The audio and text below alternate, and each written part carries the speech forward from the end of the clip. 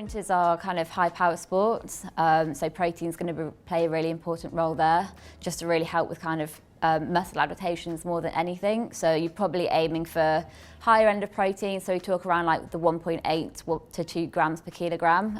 So making sure that protein's in pretty much most of their main meals and having protein snacks throughout the day as well. Yeah, nutrition is very important. So pre-session it's important to get something light, such as a banana, maybe some Jaffa cakes, dried fruits, stuff like that. And I'd also nibble on those during a session.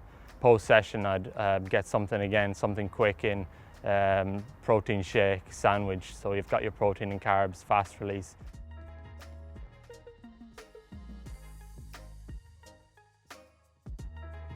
So we froze the bananas down, chucked them in the blender, added milk.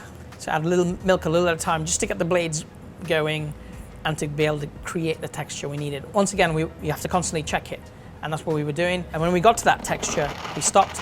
We separated it into 2 batches, one to reset as ice cream and the second to create the shake. For the shake, we added whey protein from MAXIMISING, which is what we use on campus. All their product is tested. And so we had bananas, peanut butter, and the whey protein. 3 ingredients. I mean, you can't get simpler than that. Oh, look at that. So this is a really great thing to have kind of after a training session for so many reasons. So banana is a great source of carbohydrate, so really kind of help replenish those energy sources. Peanut butter is full of healthy fats, also has a little bit of protein, so again to help adaptations and muscle recovery. Obviously milk's great, it's really promoted as this sort of high-end, even though it's so cheap, kind of like recovery product as well.